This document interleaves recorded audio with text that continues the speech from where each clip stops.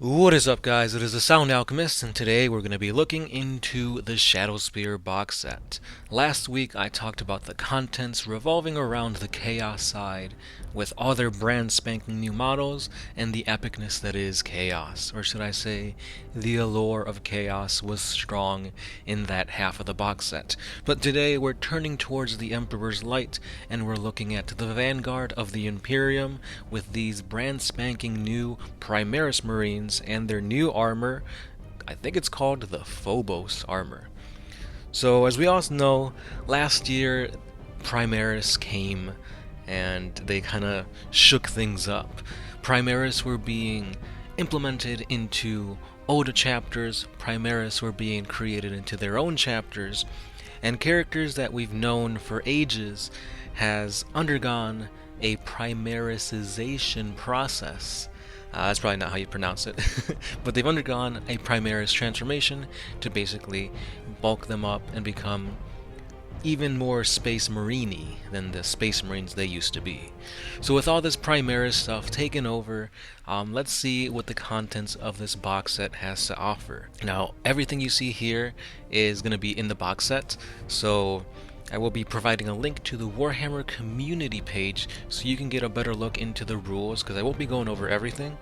And if you do find yourself interested in this box set, because it's a really, really good box set, they're also currently ready to pre-order. So if you want to pre-order your box set, head on over to the Games Workshop webpage and order away. But for now, let's dive into the basic forces of the Imperiums, the Infiltrators. So the Infiltrators are basically sneaky Marines, which I never understood how Space Marines can be sneaky. They're like 10 feet tall, they're wearing super heavy bulky armor, but hey, I guess when the world is so grim dark, they can be sneaky. So basically they have an ability called Concealed Positions, which is basically, I believe it was called a scout move or an infiltrate move back in 7th edition. It basically says that they can be deployed anywhere on the battlefield as long as it's at least 9 inches away from the enemy deployment zone and any enemy models. It's cool, I guess. I mean, I don't see this being very useful, at least in the battles that we fought in my playgroup. But anyway, it's pretty cool. The one thing that is really awesome is their Marksman Bolt Carbine. It's basically a regular bolter, 24-inch range, rapid fire 1, strength 4, 0 AP, and 1 damage, but each unmodified hit roll of 6 made for this weapon automatically ends in a wound. So no need to roll an extra dice to see if you do wounds. It already does a wound there, so that's really good. It makes sense because, I mean, they're supposed to be sneaky, they're supposed to be kind of like mini snipers, so that's a really cool ability. And on top of that, they have smoke grenades. So we all know that like rhinos and tanks can pop smoke, now these guys can do it too.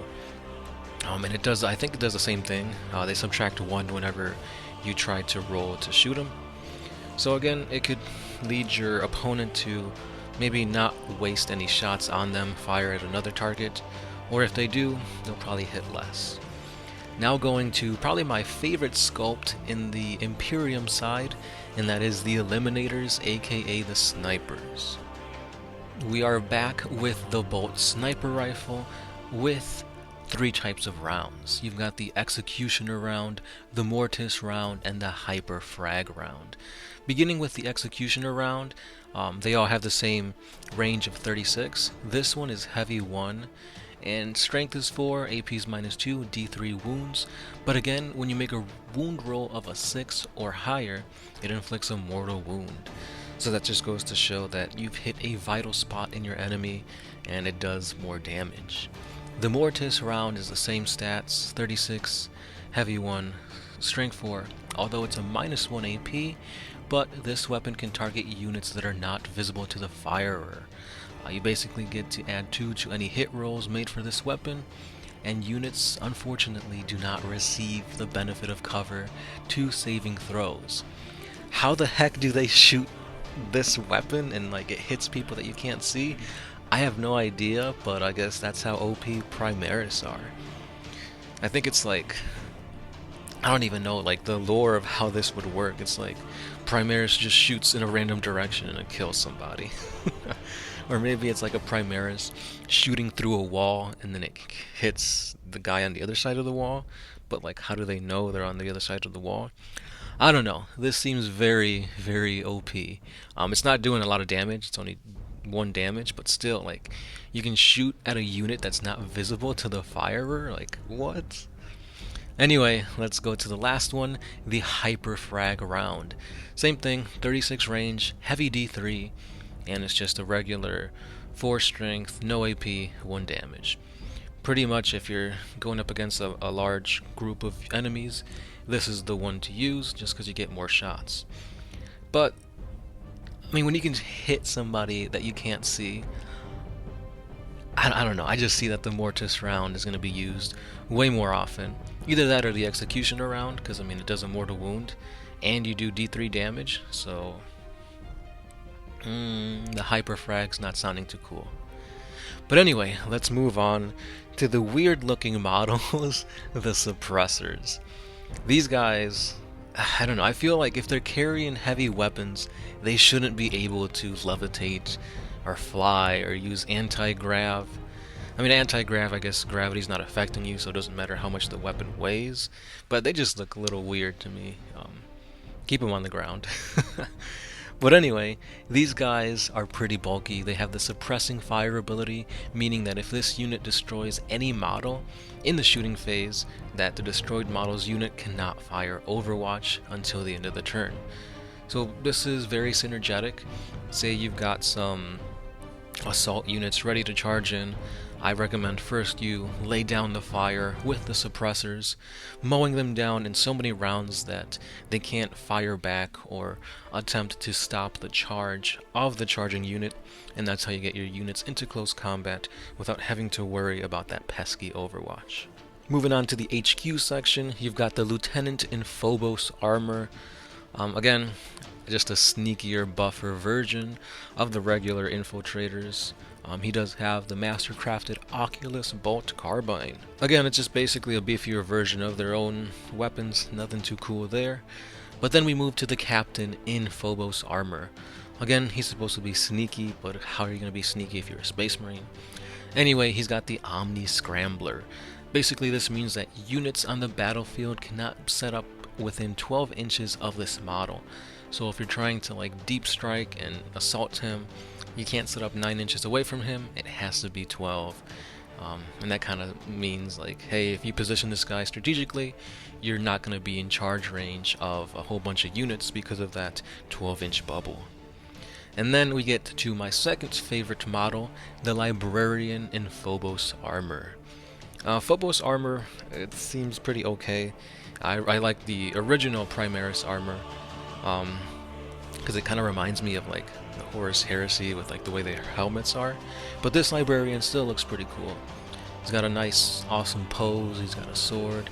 He's got the freaking robes, so you could easily convert it to like a Dark Angel type of Primaris.